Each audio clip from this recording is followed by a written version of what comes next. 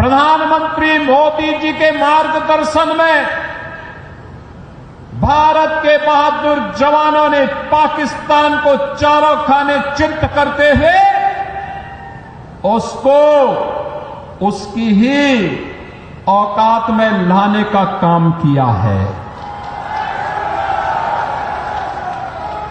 अगर हमारे पास मजबूत सेना नहीं होती, भारत माता के पास बहादुर जवान नहीं होते, तो पाकिस्तान जैसे दुश्मनों के रहते हुए देश की जनता कैसे सुरक्षित रहती, कैसे सुरक्षित रहती।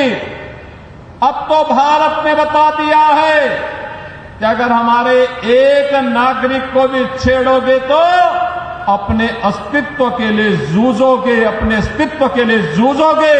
और आज पाकिस्तान दुनिया के अंदर गुहार लगा रहा है कि जान बकस दो एक बार।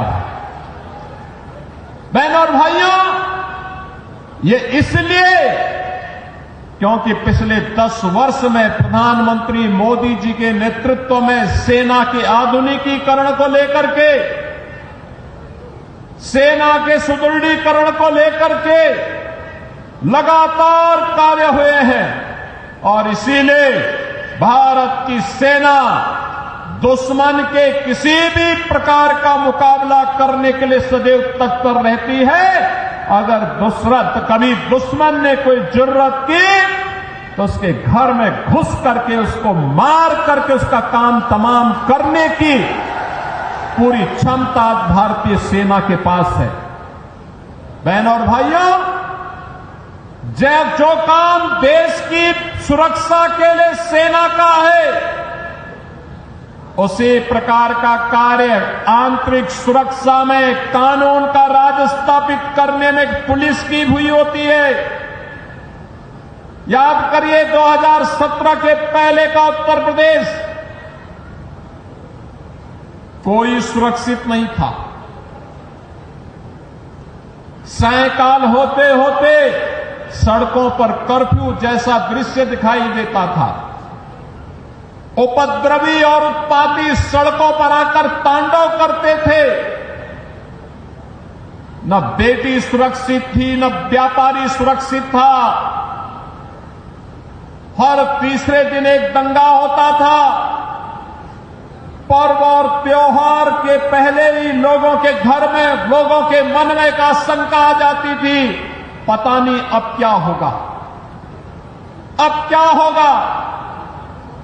प्रदेश में विकास ठप हो गया था। एक तरफ उपद्रव और दूसरी तरफ अंधेरा। इन दोनों के बीच का समन्वय था समाजवादी पार्टी और पहले की 2017 की पहले की सरकारें। वे गुंडों के साथ मिलकर के प्रदेश में अराजकता फैलाते थे, कानून के लिए संकट खड़ा करते थे।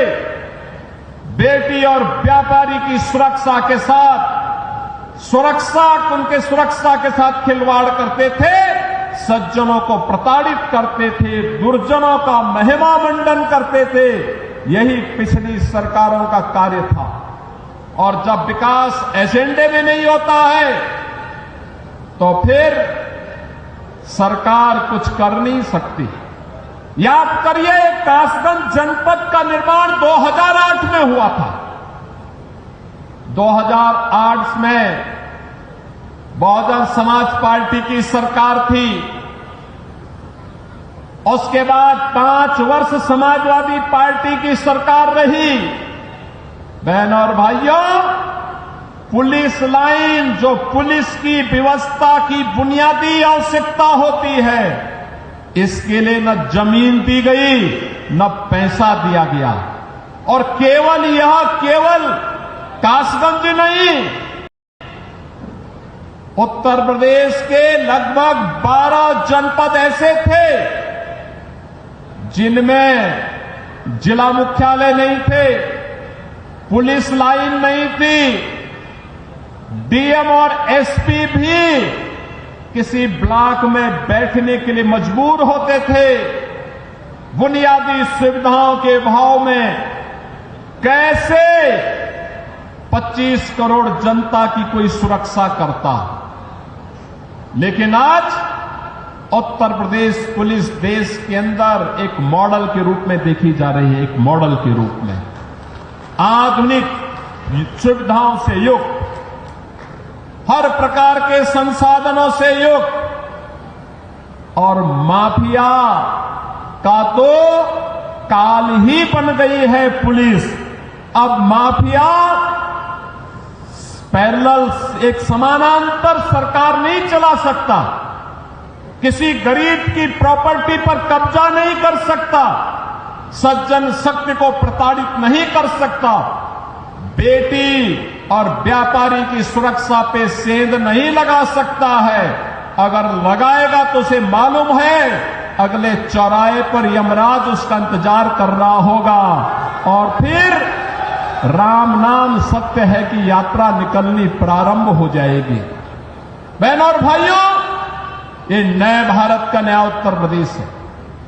आज मुझे 191 करोड़ रुपए की लागत से बने हुए कासगंज के अत्याधुनिक पुलिस लाइन के लोकार्पण का अवसर भी प्राप्त हो रहा है। ये लोकार्पण केवल एक पुलिस के लिए नहीं, पुलिस के लिए यहां अत्याधुनिक सुविधाएं दी गई हैं।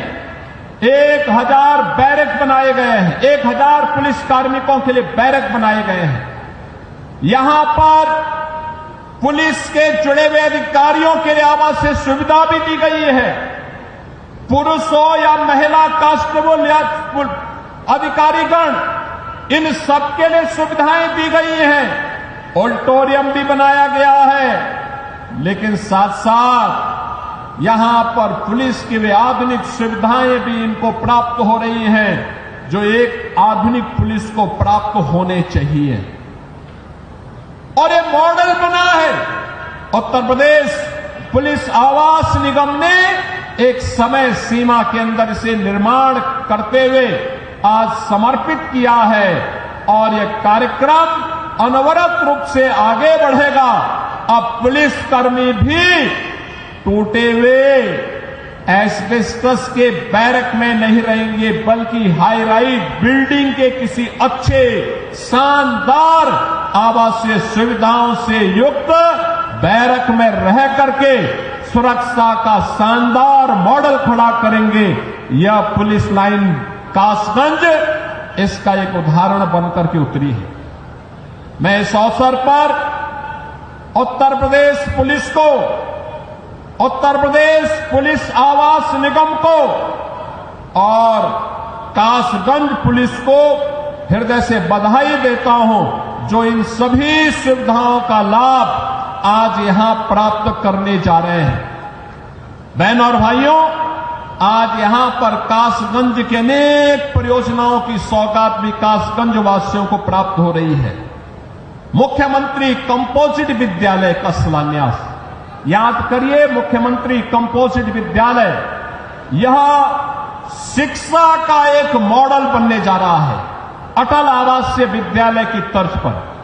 अटल आवासीय विद्यालय 6वीं क्लास से 12वीं तक है, लेकिन मुख्यमंत्री कंपोजिट विद्यालय, बहनों और भाइयों, यह प्री प्राइमरी से लेकर के 12वीं तक होगा और हमारा प्रयास होगा पहले चरण में जनपद स्तर पर, दूसरे चरण पे तहसील स्तर पर, तीसरे चरण में ब्लॉक स्तर पर, चौथे चरण में न्याय पंचायत स्तर पर विद्यालयों की एक श्रृंखला खड़ी होगी और उत्तर प्रदेश के गरीब का बच्चा भी आधुनिक शिक्षा से युक्त होकर के देश के विकास में अपना योगदान देगा।